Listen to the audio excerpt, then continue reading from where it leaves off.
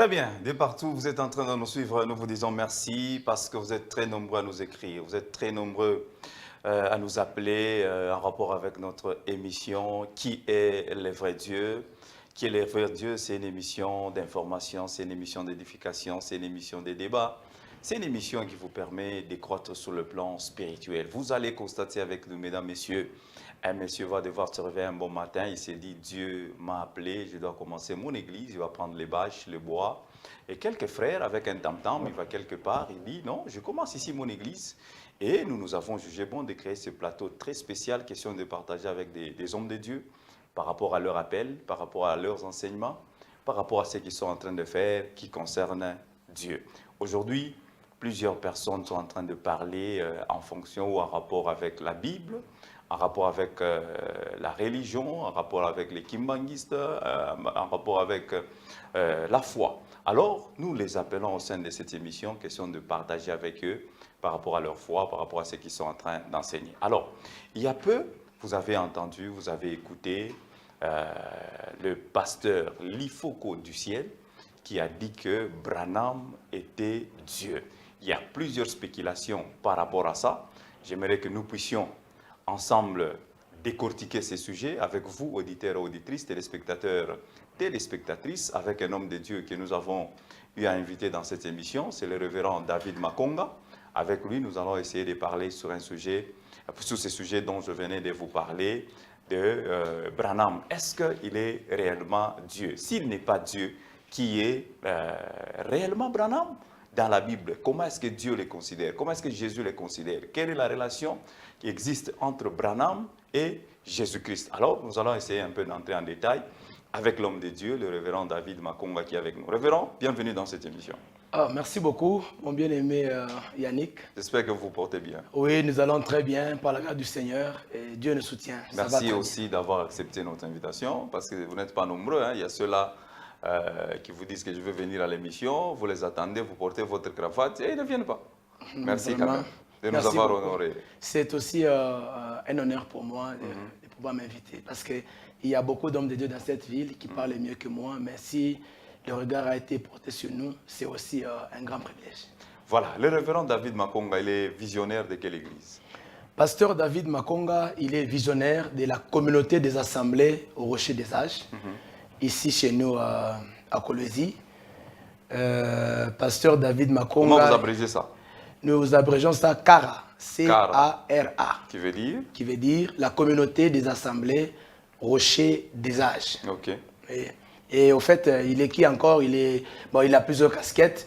J'ai toujours à me présenter, mais je suis aussi marié, époux d'une seule femme, Madame Nathalie Makonga, qui nous avons 5 enfants, donc 4 filles et un garçon. Je suis le fils spirituel aussi de révérend pasteur Makayayev chrétien. Et je suis écrivain, je suis promo d'une école du ministère. Bref, je suis un enfant de Dieu, un frère converti. Voilà. Merci beaucoup, pasteur David. Qu'est-ce que ça vous fait aujourd'hui de voir plusieurs enseignants qui s'élèvent dans cette génération? Beaucoup, or Jésus a dit qu'il n'y ait pas beaucoup d'enseignants parmi vous. Mais au jour d'aujourd'hui, c'est tout le monde. Un monsieur se réveille un matin, il se dit, bon, moi je quitte cette église, je n'ai pas recommencé. L'autre là-bas, il dit, les enseignants sont devenus très nombreux et beaucoup d'églises aussi. Dans une avenue, 2, 3, 4 églises. C'est quoi votre appréciation par rapport à tout ça? Merci beaucoup. Je vais commencer par la dernière situation. À propos des églises qui se multiplient, dans chaque avenue, il ne manque pas des églises. C'est bien, mais aussi, c'est pas du tout bien. C'est bien parce que parfois, il y a aussi des gens que Dieu appelle. Dieu les appelle, et ils doivent aussi commencer l'œuvre du ministère, par-ci, par-là, et puis ils sont en train de créer les âmes, plutôt de gagner les âmes pour le Seigneur. Et ça ne sera pas un problème parce que aussi, dans chaque avenue, il y a des bars, il y a des nganda. Vous ne pouvez pas dépasser 2 parcelles sans pour autant trouver un staff de gens qui fument les chanvres et tout ça. Alors, s'il y a aussi des églises partout, c'est bien. Mais ce n'est pas bien parce que les problèmes se posent sur les gens qui vont commencer ces églises-là. La plupart, ils ne sont pas motivés par le Seigneur, ils ne sont pas motivés par un appel authentique. parfois, quelqu'un manque quoi faire. Soit il est frappé par la crise, il n'a pas l'argent, il s'est dit, bon, je vais aussi créer une église pour voir comment est-ce que je peux trouver mon pain, je peux gagner quelque chose à manger. Là, c'est là qu'il y a beaucoup de problèmes. Mais aussi par rapport à tous ces enseignements, et aujourd'hui nous avons beaucoup d'enseignants, comme on venait de le dire. Ces constats-là, il est vrai parce que je les confirme. Et ça vient d'où? Parce que beaucoup de gens, ils ne sont pas, donc ils n'ont pas une vision réelle, ils ne sont pas appelés pour faire ça. Et puis leur motivation, ce n'est pas pour brandir le nom du Seigneur, ce n'est pas pour gagner les gens pour le Seigneur, mais leur motivation, la plupart de ces enseignements-là qui se créent eux-mêmes enseignants, pourquoi ils veulent seulement se prêcher eux-mêmes, ils sont en train de travailler sur leur propre nom. C'est ce qui fait que nous avons aujourd'hui beaucoup et encore beaucoup d'enseignants. Or, moi je sais que quand Dieu appelle quelqu'un pour ce travail-là, d'abord c'est un travail très difficile, un travail capricieux, un travail très compliqué. Les gens discutent toujours avec le Seigneur avant même d'accepter. Mais si nous voyons aujourd'hui avec ces jeunes gens, aujourd'hui, ils sont toujours là. Mais par contre, les gens voient que c'est un travail facile. Papa Yannick, être un ministre de la parole, ce n'est pas un travail facile. Composer un enseignement, donner la parole du Seigneur au peuple, décortiquer les Écritures, ce n'est pas une mince affaire. Si vous voyez, vous savez aussi pourquoi l'enseignement de ces temps-ci ne pèse pas. Il n'y a pas de la profondeur parce que ce sont des gens qui se sont fait eux-mêmes ministres de la parole sans que Dieu les appelle. Merci beaucoup. Aujourd'hui, vous êtes à Colosie avec votre église, Rocher des Âges. Quelle relation avez-vous avec d'autres pasteurs sur cette ville de Colosie? Waouh, merci beaucoup. C'est une question très pertinente et puis très touchante. Je sais une chose, que dans la ville, il y a des pères dans la ville, il y a aussi des aînés, les gens qui nous ont dévancés dans ce travail, et il y a aussi les amis de la même génération, mais aussi il y a les enfants qui sont en train d'avancer, qui sont aussi derrière nous. Ma relation envers les pères dans la ville, c'est une très bonne relation. À moins que certains pasteurs ou bien certains pères qui peuvent aussi avoir soit une pensée négative à mon égard. Mais quant à moi, jusque maintenant, je ne pense pas que dans la ville, il y a un pasteur avec qui je ne parle pas. Je ne pense pas que dans la ville, il y a un père qui je ne parle pas ou bien que je ne parle pas avec lui ou bien il n'y a pas de très bonne relation. Non, non. J'ai la relation et puis j'ai de l'estime envers les pères dans la ville, mais aussi envers les aînés. Je crois à leur ministère, je crois à ce qu'ils font. Et d'ailleurs, ils font la fierté. Ils sont nombreux. Je ne saurais pas peut-être les citer, mais ils sont nombreux. Ils sont nombreux. Mais certains des hommes de Dieu sur la ville disent que vous êtes venus combattre plusieurs enseignements qui ont été donnés avant vous, avant que vous n'arriviez. Surtout les enseignements de vos pères qui vous ont précédé sur la ville. Vous êtes arrivés, vous avez commencé les ministères, mais vous détruisez les fondements, les fondations qui ont été posées. Là, ce n'est pas une bonne relation. Vous combattez les pères. Merci beaucoup. Vous savez, l'évangile que je prêche, c'est l'évangile que les pères aussi ont prêché. C'est l'évangile que le père apostolique aussi ont prêché. Donc c'est l'évangile de Pierre, c'est l'évangile de Paul.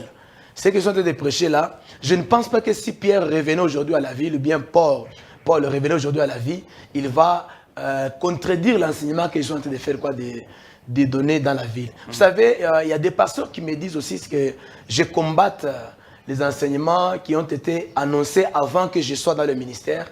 Mais fort malheureusement, Christ a dit, je ne suis pas venu abolir la loi, mais la corriger. Vous savez, il y a beaucoup de choses qu'on a eu à apprendre dans cette ville, mais dans ces choses-là, il y avait beaucoup d'hérésie, il y avait beaucoup d'erreurs. On ne combat pas les gens, mais on combat certaines faussetés. Vous savez, parce que le but de l'évangile, c'est de combattre les hérésies et brandir la vérité.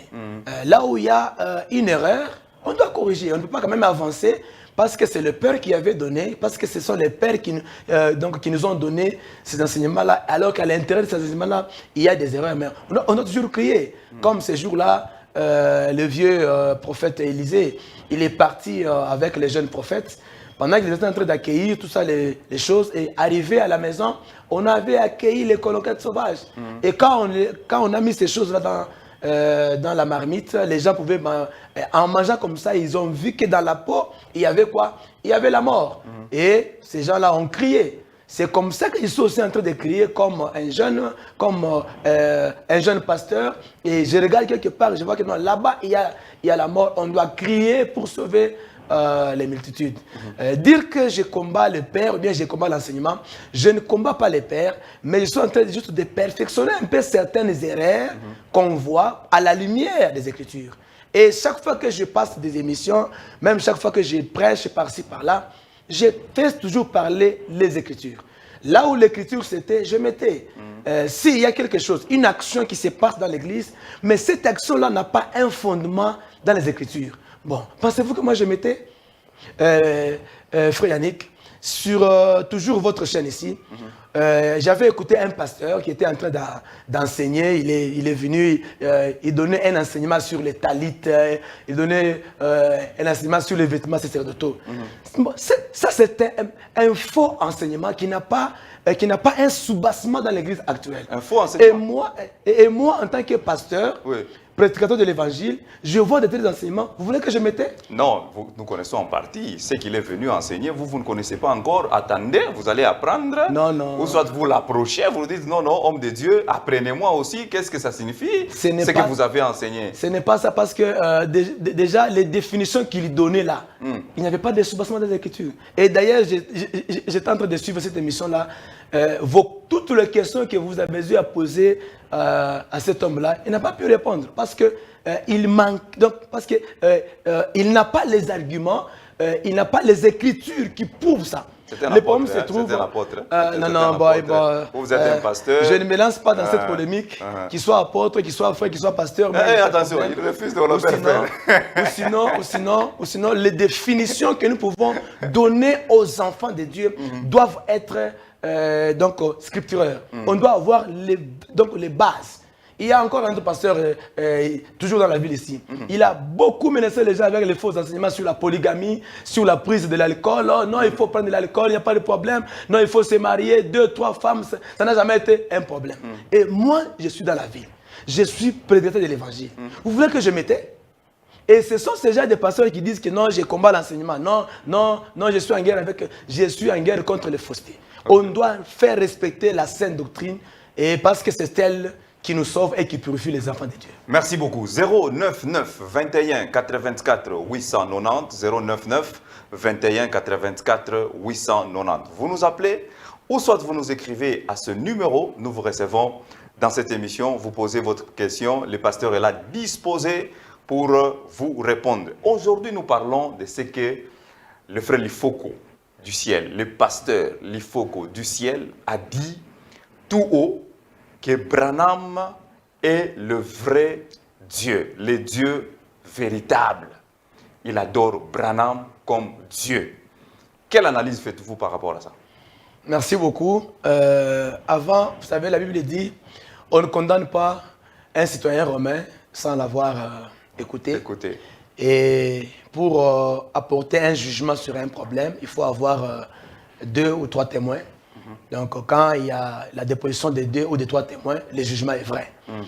Et vous n'êtes pas le premier à écouter ce que le pasteur Lifoko a parlé. Même moi aussi, j'ai écouté. Beaucoup de personnes ont écouté. Même ceux-là qui nous suivent, ils ont écouté. Ils ont écouté.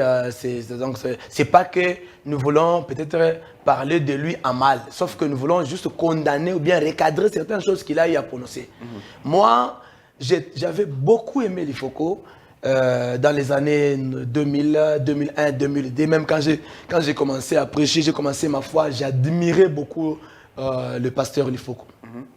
J'ai cessé, moi personnellement, j'ai cessé à écouter la musique de Lifoko, c'est en 2008. Je crois en 2009, oui. C'était en 2009. Vous avez laissé d'écouter? Oui, j'ai cessé d'écouter ces musiques et jusqu'à aujourd'hui... 2008 déjà? 2009. 2009? Oui. Pourquoi? Parce que j'avais suivi toujours sur Internet. Il avait prêché, il avait dit, il parlait sur la vache rousse. Dans sa manière de prêcher, il a dit, je vais dire quelque chose. Tel qu'il a fait là, il dit, je vais choper quelqu'un. Vous savez, il a prêché, il a dit, je vais dire quelque chose là, que c'est seulement les hommes spirituels qui vont me comprendre. Il a dit, les gens ne veulent pas croire au message de Branham. Les gens m'apprécient, ils écoutent ma chanson, mais ils ne savent pas que c'est lui qui m'inspire ces chansons que je chante. C'est le frère Branham. Et toute l'assemblée était debout, ils ont crié. Rempli d'onction. Vraiment, les gens ont commencé à culbuter, dire Alléluia. Et puis cette prédication-là, il l'avait fait en Angola. Parce qu'on est en train de les traduire en portugais. C'est depuis ces jours-là, c'est les jours où moi j'avais mis croix sur le ministère de Branham. Il dit, donc lui, il veut nous faire croire que... Le ministère de Frère Lifoko. Oui, plutôt le ministère là de Pasteur Lifoko. C'est que lui, il veut nous faire croire que... Donc tout ce qu'il chante là, et donc c'est Lifoko qui l'inspire. C'est Branham qui l'inspire. Et plutôt c'est Branham qui l'inspire. Alors j'ai cessé déjà de l'écouter. Frère Yannick, moi je suis de ceux-là qui défendent la sainte doctrine. Et la sainte doctrine, c'est défendre les Écritures et leurs interprétations. La sainte doctrine, c'est défendre la divinité de notre Maître. Le temps dans lequel nous sommes, c'est le temps où nous devons beaucoup plus parler de Jésus. S'il faut crier, même en cours de route, d'ailleurs j'en appelle même à tous les pasteurs qui croient comme moi. C'est le moment où nous devons beaucoup plus parler de Jésus et le parler non pas seulement comme sauveur, mais comme Dieu véritable. Le message de Branham, et plutôt du frère Lifoko, moi je le comprends dans deux volets. Comment ça? Premièrement, selon lui, par rapport à sa foi, il est dans la vérité. Oui, effectivement. Il n'a pas dit les mensonges. Même ses disciples qui sont en train de nous suivre, qui sont sous la vie de Colosie, ils disent qu'il est dans la vérité. Oui, il est dans la vérité, il n'a pas menti. Et je l'encourage, pourquoi? Parce que lui, au moins, il est le véritable branhamiste. C'est-à-dire quoi? Vous savez, toutes ces personnes-là qui sont dans des églises, là, tabernacles, vous allez m'excuser, même si je cite votre nom, parce que vous aussi, dans vos églises, là, vous citez nos églises, que non, nous sommes des ébous, nous sommes des ceci, cela, oui. Donc, les véritables branhamistes, ce sont ceux-là qui croient en Branham comme le frère Lifoko. Parce que les leaders-là de ces églises-là, ils savent la vérité sur Branham. Ils savent ce que Branham lui-même avait parlé concernant son message. Ils savent ce que ça signifie avoir une colonne de nuée au-dessus d'une personne. Frère, la colonne de nuée ne peut jamais être au-dessus d'une personne. Et ce sont des photos, je peux même dire que ce sont des montages, bien des choses qu'eux-mêmes ont fondées. Non, ça c'était une réalité. C'était la colonne de nuée. Papa, colonne de nuée, je suis que Yulu Yamout. Colonne de nuée, est-ce que... C'est ça un mystère que vous n'allez pas comprendre. Est-ce que la colonne de nuée est descendue, quand elle était descendue pour la première fois, c'était dans le désert avec Moïse. Et la colonne de nuée, c'était la réponse que Dieu devrait donner à Moïse, parce que Moïse avait dit ceci: Seigneur, consens de partir avec nous, parce que si tu ne prends pas le devant, moi je ne partirai pas, je ne bougerai pas ici. Donc tu dois descendre et que toi tu sois devant nous. Or Israël, c'est un peuple qui croit par les yeux. Israël ne croit pas par la foi comme nous. Donc il doit voir. Si on demande de Dieu que Dieu descende, il doit voir Dieu physiquement comme ça. Et c'est la raison pour laquelle Dieu est descendu en prenant la forme d'une colonne. Et cette colonne-là, donc une fois que la colonne bouge, Moïse a compris que Dieu a dit partons. Une fois que la colonne s'arrête, Moïse comprend que Dieu a dit arrêtons-nous ici. Donc c'est que la colonne, c'est Dieu lui-même. Et Dieu ne peut jamais descendre au-dessus d'une personne. Non. Et quand la colonne était au-dessus de Moïse, parce que Moïse était quand même en bas et la colonne était au-dessus de lui, ça a une signification. Parce que Moïse n'était pas un homme comme les autres hommes. Non. Lisez les Écritures dans Exode chapitre 3. La Bible dit, c'est Dieu qui parle à Moïse, il dit, je t'ai fait Dieu devant Pharaon. Et lisez bien dans vos Bibles, les dés qu'on a écrits là-bas, c'est le dé avec la lettre, avec le dé, avec le dé majuscule. On n'a pas écrit dé avec le petit Dieu là, non. Donc pour dire que Moïse, dans l'ancienne alliance, Moïse, c'était l'image de Dieu lui-même. Okay. Et dans l'Ancienne Alliance, ou encore dans l'Ancien Testament, si vous ne croyez pas au message de Moïse, vous ne serez pas sauvés. C'est comme aujourd'hui aussi. Parce que quand ils nous disent que... si vous ne croyez pas au message de Branham, il avait dit encore que... J'aimerais encore corriger quelque chose là-bas. Il avait dit que Jésus-Christ a fini sa course dans le corps de Branham. Mais ça, c'est du blasphème. Ça, c'est une insulte. Peut-être le jour où vous croirez au message de Branham, vous allez comprendre ce qu'il dit. Si le Seigneur sait que je vais croire à ce message demain, qu'il me tue aujourd'hui. Je dois mourir aujourd'hui. Ça, c'est une déclaration forte. Oui. C'est une déclaration forte. Oui, oui, oui. Si le Seigneur Jésus-Christ, il me voit que non, je vais croire à ce message demain. Vraiment qu'il me fasse déjà aujourd'hui. Parce que je n'ai pas à le me perdre. Branham n'a pas le ciel. Branham n'a jamais été Dieu. Jamais. Ça, c'est du blasphème. Il dit, Jésus a fini sa course dans le corps de Branham. Frère, nous savons ceci. L'apôtre Paul dit, il n'y a qu'un seul homme, Jésus-Christ. Lui, en qui était descendu ou bien était habité corporellement toute la divinité de Dieu. C'est en Jésus que toute la divinité de Dieu a habité d'une manière là physique. Si ils interprètent que Branham c'est le Dieu qui a pris la chair, mais ça encore c'est du blasphème. Jean chapitre 1 le verset 14, d'abord Jean chapitre 1 le verset 1er jusqu'au verset 2e, la Bible dit au commencement était la parole et la parole était avec Dieu et cette parole là était Dieu. Toutes choses ont été créées par la parole.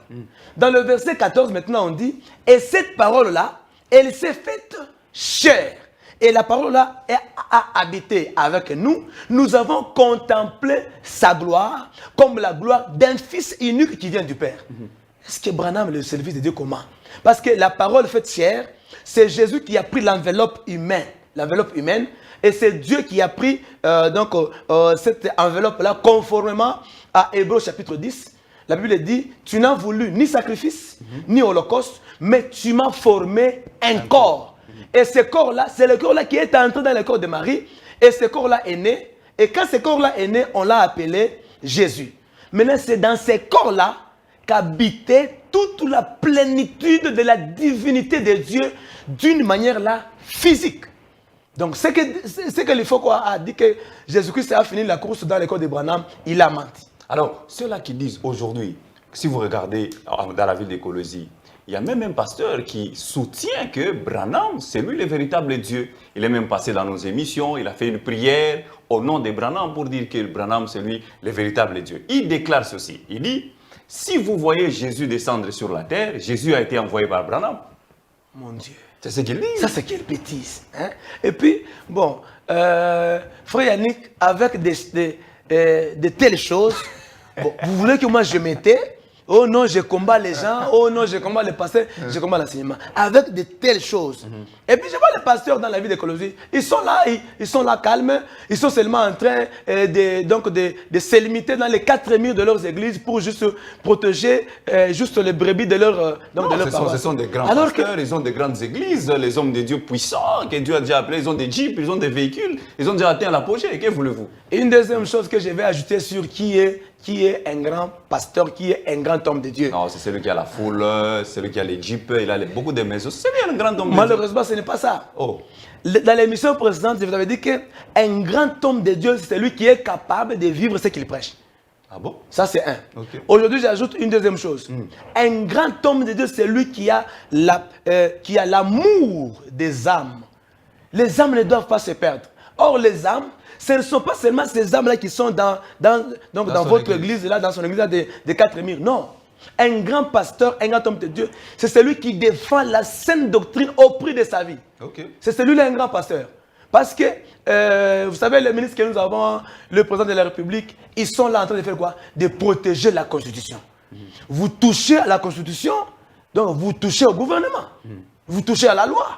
Et nous aussi aujourd'hui, toucher à la Constitution, c'est quoi? Donc, toucher à la sainte doctrine. Vous touchez à notre maître. Et les gens sont là, en train seulement de parler dans leurs églises. Non, moi, je ne suis pas tel message. Papa, et les faux là, ils viennent ici sur les médias en train de faire des déclarations bizarres, donc des déclarations qui sont remplies d'insultes et de blasphèmes à l'égard de notre maître, à l'égard de notre roi, notre patron, celui qui leur avait payé ces jeeps-là qu'ils ont, les foules qu'ils ont là. Mais ils ne se lèvent pas pour mettre fin à ce genre de choses. Frère, le grand pasteur et ce pasteur-là qui a prié au nom de Branham, ne vous en faites pas. Ce sont les envoyés du diable. Ah bon? Ils sont venus dans l'évangile, ou bien ils sont venus dans ce monde avec une mission très bien élaborée par leur chef, le diable, pour venir séduire les enfants de Dieu et venir combattre la véracité de l'évangile. Et si je peux exagérer, ce sont les antéchrists. Pour vous, William Branham n'est pas Dieu. William Branham n'est pas Dieu. Si je peux donner un nom au frère Branham, je vais dire que d'abord, il faut que je leur pose une ou deux questions. Il nous parle de Malachie 4, chapitre donc Malachie, verset 5. chapitre 4, verset 5. Verset 5 à 6. Je vous enverrai Élie les prophètes. Je vous enverrai Élie les prophètes. Et ils disent que le Élie dont on parle dans Malachie 4, il s'agit bel et bien de Branham. Frère, il va prendre en la 2000, mission. Vous comprenez aussi la mission. Ouais. Il va prendre les cœurs des pères. Non, les cœurs des pères. Ouais. Les amener vers donc les enfants. Et le cœur des enfants, les amener vers le père. Ouais. Et le signe précurseur de la venue de ces Élie-là, de cet Élie, la Bible dit, avant que le jour de l'Éternel n'arrive. Ouais. Ce jour-là, c'est un grand jour, le jour redoutable. redoutable. Grand et redoutable. C'est ce que la Bible dit. Ils ont un sérieux problème. D'ailleurs, j'ai toujours dit ceci. Dans l'église tabernacle, il n'y a pas de ministre de la parole. Il n'y a pas? Il n'y a pas de ministre de la parole. Qu'est-ce que vous dites? Je vais dire ceci. Dans l'église tabernacle, il n'y a pas de prédicateurs. Oh. Il n'y a que des répétiteurs. Qu'est-ce que je veux dire? Parce que eux, ils ne sont... un ministre de la parole, c'est celui qui a la capacité de faire parler les Écritures et de montrer la pensée cachée dans chaque Écriture, de le centraliser sur la vie des gens, afin que les gens soient sauvés. Ok, c'est ça la mission du ministre. Oui, c'est ça la mission d'un ministre de la parole. Or, dans l'église tabernacle, là où il y a le frère Lifoko et les autres, il n'y a que des répétiteurs. Parce que, j'ai suivi aussi les journalistes là, c'est qui si c'est Sango, si c'est qui là, de Kinshasa là. Ouais.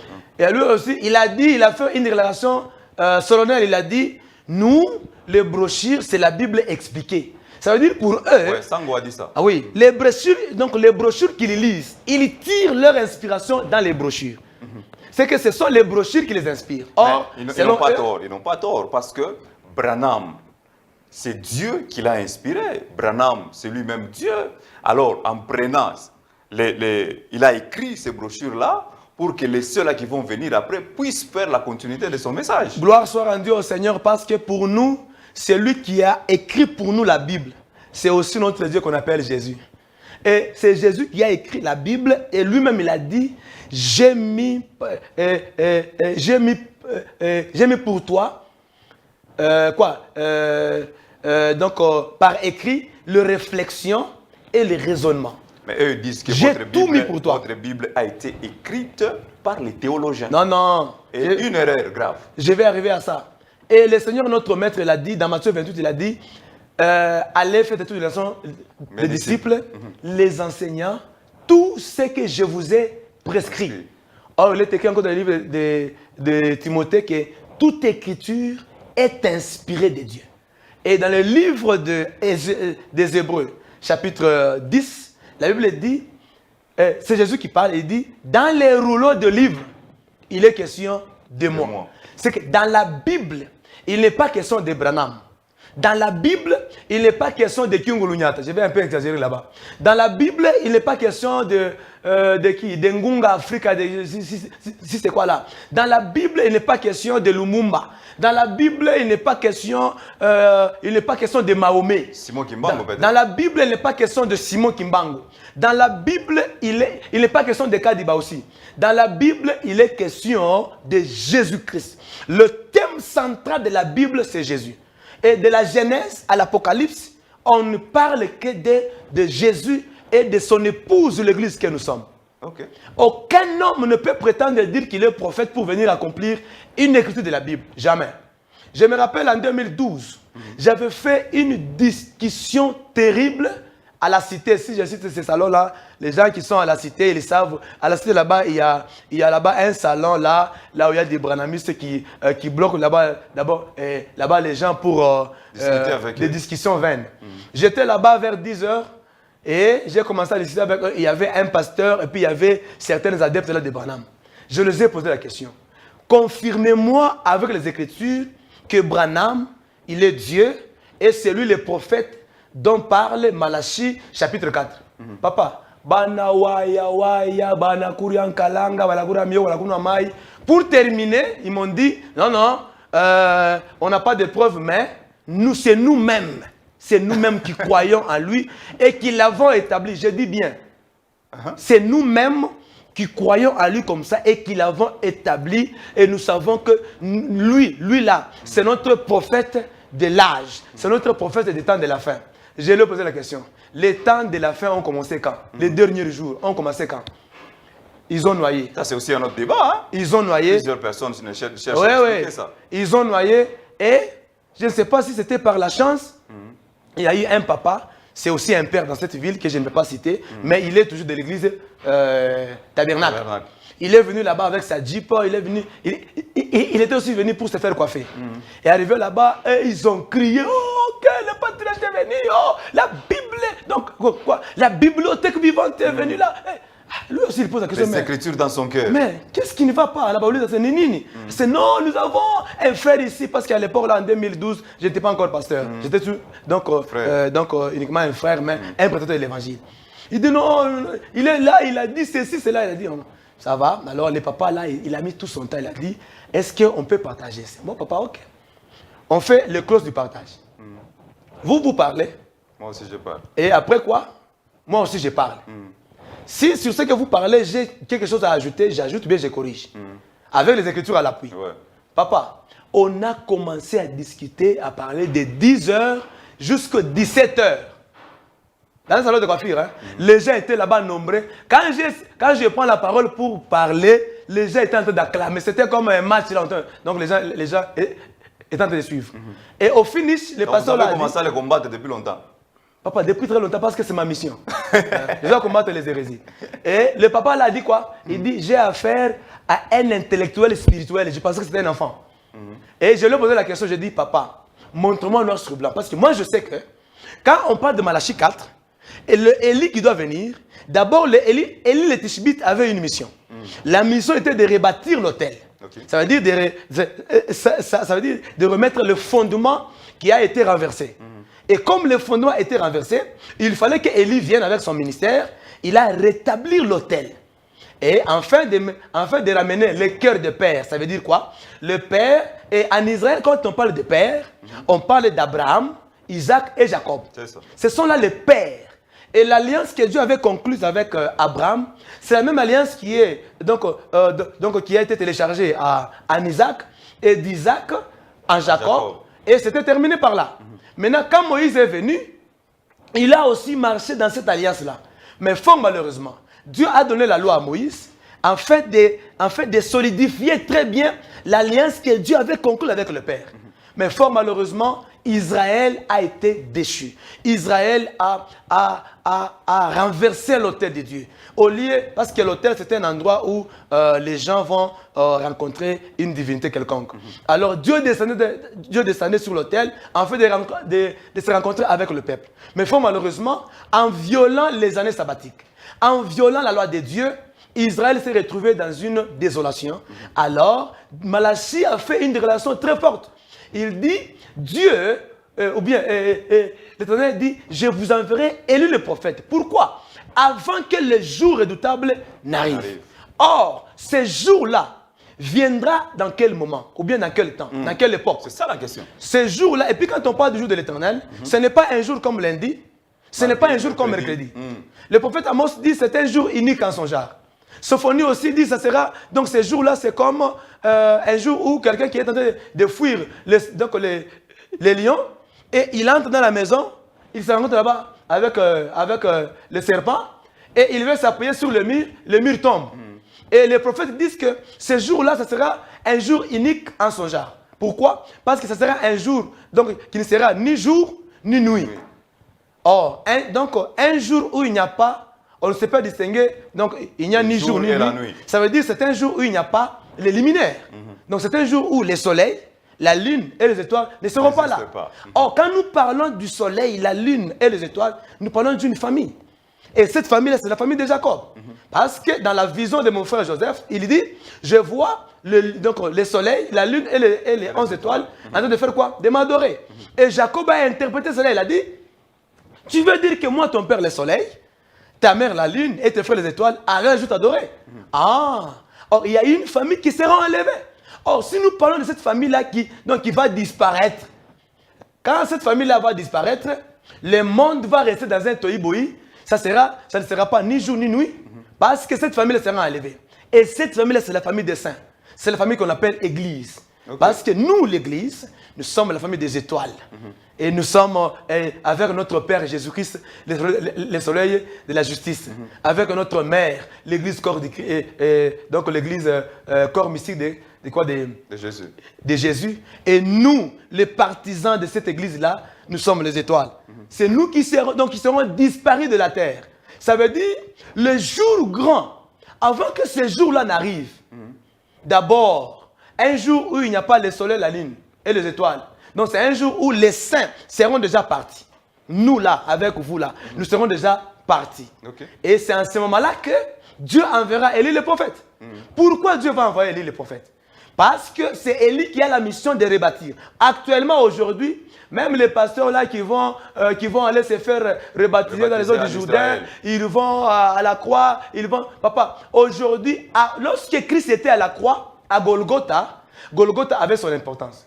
Mais lorsque Jésus-Christ est mort, il est ressuscité, il est rentré au ciel, Golgotha est resté un endroit comme tout autre endroit. Il n'y a pas la vie là-bas. Il n'y a rien, il n'y a pas quoi que ce soit. Il y a même des pasteurs qui vont aller se faire baptiser dans les eaux du Jourdain. Là aussi, il n'y a pas la vie. Ça veut dire quoi? Au jour d'aujourd'hui, Israël est en train d'attendre son temps de visitation. Vous savez, à la 69e semaine, selon la prophétie de Daniel, de 70 semaines de Daniel. De Daniel, la 69e semaine, lorsque le ouel a été retranché, qu'on appelle Jésus-Christ, donc l'horloge s'est arrêtée. Et quand l'horloge s'est arrêtée, il y a eu un temps qui a été donné aux nations. C'est le temps de la grâce dans lequel nous sommes. Oh, dans ce temps ici, nous avons une promesse. Et la promesse que nous avons, que moi j'appelle même la promesse des promesses, c'est la promesse d'attendre Jésus venir. Parce qu'il a dit, je m'en vais vous préparer des places. Mais vous savez qu'il y a aussi des églises tabernacles qui nous suivent aujourd'hui, qui disent que Jésus est déjà venu. On attend Jésus que vous attendez, il ne viendra plus jamais. Vous les avez déjà entendus, vous les avez déjà écoutés? Je les ai déjà écoutés. Ils disent que Jésus est déjà venu. Ils disent que Sharon Jésus Rose est Tabernacle, déjà... surtout ça. Sharon Rose Tabernacle. Oui, oui. Ils disent ça. Ils disent que Jésus est déjà revenu, c'est par rapport à quoi? Parce qu'ils interprètent que Branham c'est Jésus. Ça veut dire si Jésus est déjà venu, ça veut dire Christ est déjà venu dans le corps de Branham. C'est ça leur enseignement. Alors que la promesse que Jésus-Christ nous a faite, dans Matthieu 28, il a dit qu'il sera avec nous jusqu'à la fin du monde. Et dans Actes, il est parti au ciel, mais dans le même livre des Actes, dans ce chapitre 2e, il est revenu sous forme de l'esprit. Aujourd'hui, Jésus-Christ est avec nous dans le corps, ou bien dans la forme de l'esprit. Dans le même acte des apôtres, il y a des gens qui étaient là en train d'attendre, voir comment il est en train de monter. On leur avait dit que de la même manière que vous le voyez monter, c'est comme ça qu'il va revenir. Au moins, tu connais cette écriture. Mais ces branamistes-là, ils ne savent pas cette écriture-là. Parce que de la même manière que il est parti, c'est de cette même manière-là qu'il y reviendra. Or, ces deux anges-là, lorsqu'ils parlaient, c'était où? c'était à la montagne des Oliviers. Et c'est à cette même montagne-là que Jésus-Christ reviendra physiquement. Ok. Il descendra physiquement. Et là, il va danser, il va descendre pour enrôler le temps des milléniums. Et avant qu'il ne vienne, d'abord, il enverra à Élie le prophète. Élie le prophète. Mais Élie aussi ne viendra pas pas Branham. seul. Non, Ce c'est n'est pas pas Branham Branham. qu'on va envoyer. Non, non. Parce que la promesse d'envoyer Élie, cette promesse-là, les peuples de Dieu doivent savoir ceci. Permettez que je vous parle un peu très lentement. Nous avons deux peuples. Et ces deux peuples, tous ces deux peuples aussi ont deux alliances différentes. Il y a l'alliance avec un peuple qu'on appelle Israël. Ok. Et son alliance a été conclue avec Moïse ou à la montagne de Sinaï. Et avec son prophète qui? Moïse. Ok. Il y a la deuxième alliance avec un deuxième peuple. Et ce deuxième peuple, c'est nous, l'Église des nations. Nous aussi, avec notre prophète des prophètes, qui est Jésus. Ok. Et dans cette alliance, nous avons un élément moteur. Dans cette alliance-là, c'est la grâce. Et l'élément moteur de l'alliance avec Israël, l'élément moteur, c'est quoi? C'est la loi. La loi. Maintenant, dans cette première alliance, il y a une promesse que Dieu a faite. De leur envoyer, et donc, envoyer qui? Élie. Pourquoi Élie? Parce que Israël avait détruit l'autel. Donc, en faisant monter le sacrifice que Dieu ne pouvait pas sacrifice agréer. que Dieu ne pouvait pas accepter. Et le culte d'Israël, qui devrait être dédié au Dieu vivant, ce culte-là a été dédié au Dieu Baal, Astarté et ainsi de suite. Alors Dieu s'est mis en colère. Dans le livre de Osée, Dieu avait dit ceci: si vous ne revenez pas de vos mauvaises voies, c'est Osée chapitre 5, le dernier verset, moi Dieu, je vais retourner à ma demeure. Et effectivement, Dieu était rentré à sa demeure. Il est rentré au ciel. Okay. Et Israël est resté comme ça. La Bible dit, il s'est passé plusieurs années, il n'y avait ni songe, ni prophète, parce que Dieu n'était plus parmi son peuple. Mais il y avait quand même une promesse de leur envoyer, de les envoyer qui? Élie le prophète. Voilà, qui doit venir restaurer ce Qui culte-là. devait venir restaurer ces cultes. Cet autel. Voilà. Mais maintenant, Moïse et donc Israël aussi n'a que deux hommes que lui peut écouter. Il y a Élie, il y a Moïse. Élie, c'est pour restaurer, rétablir le fondement. Afin de ramener le cœur de père. Ça veut dire quoi? L'alliance des pères. Parce que le cœur, c'est ça l'élément moteur qui unit. Et l'alliance aussi, c'est l'élément moteur qui unit le peuple. Maintenant, l'alliance que Dieu avait faite avec les pères, ça veut dire Abraham, Isaac et Jacob, cette alliance-là a été détruite par les enfants d'Israël. C'est la raison pour laquelle Dieu va envoyer qui? Élie. Et c'est l'une des raisons qui a permis à Dieu d'empêcher Élie de ne pas mourir. Et donc de s'envoler parce qu'il reviendra un jour pour mourir comme tout autre homme. Et Israël écoute une deuxième personne. C'est qui? C'est Moïse. Okay. Dans le livre de Deutéronome chapitre 18, le verset 15 à 18, Moïse, c'est le grand prophète de l'Ancienne Alliance. Et c'est lui d'ailleurs le prophète majeur de l'Ancienne Alliance. Ce grand prophète-là, il a fait aussi une déclaration très forte. Il a dit, l'Éternel Dieu de gloire suscitera parmi vous un autre prophète comme moi, vous l'écouterez. Et ce prophète-là, ce n'est pas Branham. C'est pas Branham? Non. Ce prophète qui est le prophète majeur, Moïse, un grand prophète de tous les temps. Il ne pouvait jamais faire une déclaration sur son peuple Israël et avec, je ne sais pas, avec une erreur ou bien avec une imprécision. Non. Et Moïse, le voyant, ne pouvait jamais manquer à voir qui était Branham. Okay. Vous comprenez? Mais lui, dans sa voyance, il a vu seulement Jésus. Et cette prophétie-là que Moïse avait faite, et au jour de sa chair, Jésus-Christ, quand il est venu, d'ailleurs, moi qui vous parle, j'étais là, dans le Jourdain, la voix a été entendue du ciel. Et cette voix-là a dit, celui-ci est mon fils bien-aimé en qui j'ai mis toute mon affection. Mon affection. Oui. Pour accomplir que c'est la même voix qui avait parlé dans la bouche du prophète Moïse, la voix dira aussi, écoutez-les. Or, Moïse, lui, il avait dit, vous l'écouterez. Et la voix aussi a dit, écoutez-les. Ça veut dire, la voix est venue nous montrer la personne que Moïse avait prophétisée. Et au jour d'aujourd'hui, frère Yannick, est-ce que faudra-t-il encore écouter un prophète pour être sauvé? Non. Parce que tous les prophètes qui doivent venir avec un message spécifique, il doit aller l'amener en Israël. Si Branham c'est Malachi 4, si Branham c'est Élie, c'est que sa place n'est pas ici chez nous les nations. Et puis je me suis toujours posé la question, pourquoi prendre Élie, c'est un personnage, Branham également c'est un personnage, comment prendre à la place d'Élie, vous puissiez introduire Branham?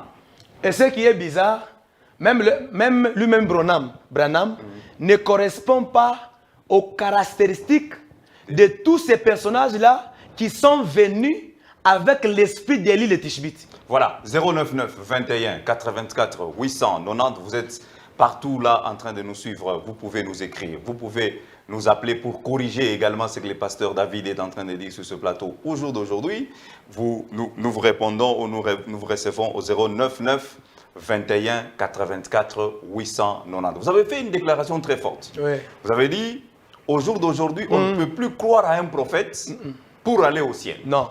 Que dites-vous maintenant? Vous avez parlé du jour grand et redoutable qui viendra. Ce temps-là, l'Église déjà sera enlevée. Amen. Alors, les gens qui ont déjà cru à un prophète, par exemple, qui disent que Branham, c'est la porte qui va les amener vers Dieu, quel sera leur sort? Ils seront aussi enlevés?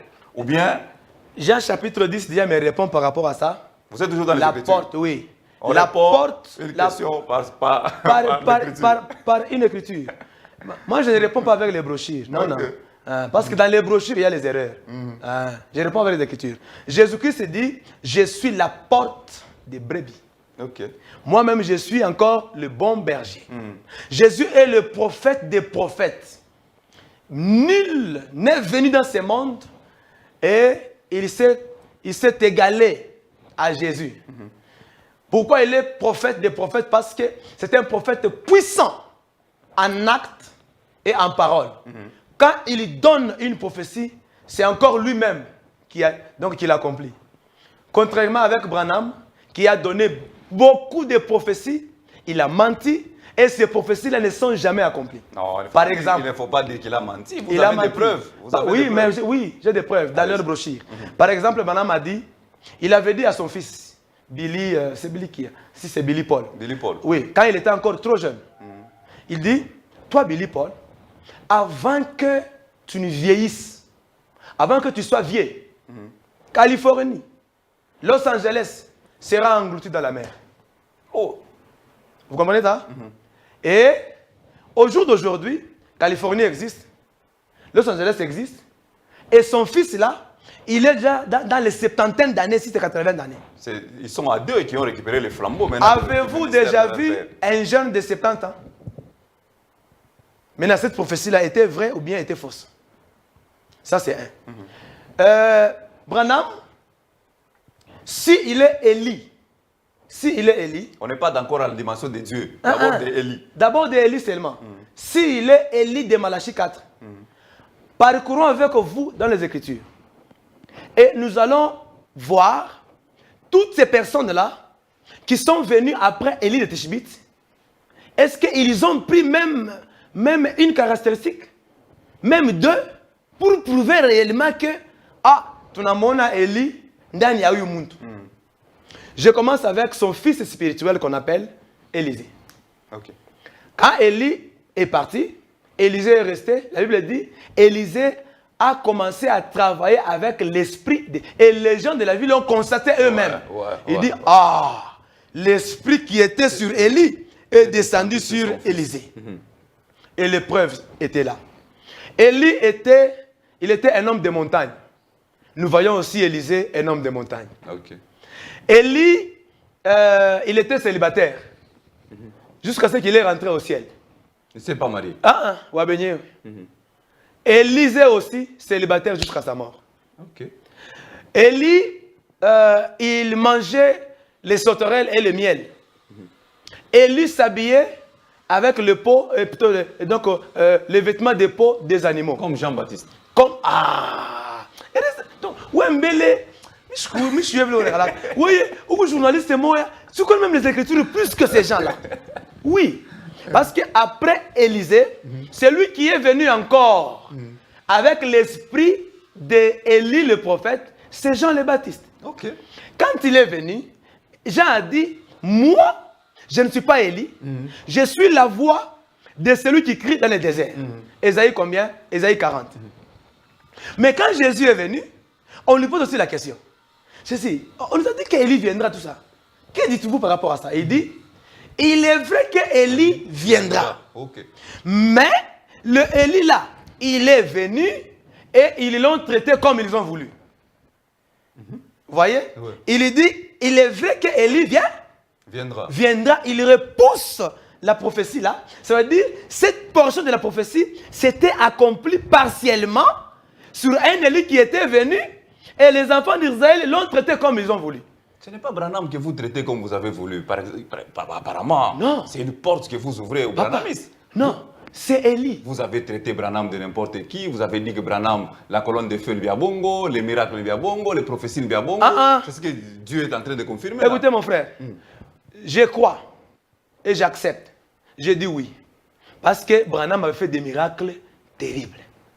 Mais tout le miracle de Branham. Vous le classez où écoutez, dans tout ça vous le prenez comme qui, Branham? Je peux toutefois encore le classer avec le texte de Matthieu chapitre 7 verset 21. Toujours avec un verset? Oui.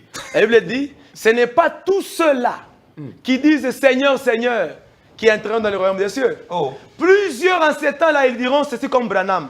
J'avais fait des miracles en ton nom. J'avais prêché. J'avais dit ceci comme Kyung Lunyatosi qui a fait aussi des miracles. Comme Mahomet qui a fait aussi des miracles. Comme Kimbangu, qui a été aussi jeté dans les eaux. Kisharato Kanamaï, non, c'est lui le prophète des Noirs. Même aujourd'hui, quand vous allez en Kamba, vous récupérez ces taux là-bas, ça vous guérit. Non, frère. Jésus-Christ nous a dit ceci dans sa parole. Il dit, au nom de Jésus, vous imposerez les mains sur les malades et ils seront guéris. Jésus ne nous a pas dit dans sa parole que vous allez boire l'eau d'un camp pour que vous soyez guéris. Non. Tout ça, c'est du fétichisme. Tout ça, c'est du spiritisme. Voilà pourquoi ce pays n'évolue pas. La République démocratique du Congo. Beaucoup d'églises, mais il n'y a pas de développement. Beaucoup d'églises, les gens sont dans la misère. Il y a une femme, une servante de Dieu que nous avons reçue dans nos émissions. Elle nous a donné une révélation pour dire que nous avons cru au message des Blancs. Les messages que vous enseignez, tout ce que vous nous donnez aujourd'hui, c'est les Blancs qui nous ont apporté. Mais si nous voulons que ce pays arrive à se développer, nous devons rentrer, accepter les dieux de noir, accepter notre religion, c'est-à-dire accepter Bakimbangu, accepter Bakadiba, accepter Mungu et tout Afrique pour que nous puissions aussi évoluer. Les dieux, Jésus que vous nous prêchez, il est le Dieu des Blancs. Merci beaucoup. Au fait, je sens qu'il y a beaucoup de choses et de sujets que je dois aborder, mais je n'ai pas assez de minutes. Je ne sais pas si je vais encore revenir prochainement. Il faut savoir d'où est venue la race noire. Ok, son origine. Voilà, son origine. La race noire est venue, ou bien est sortie de Cham. Okay. Cham, le troisième fils de Noé.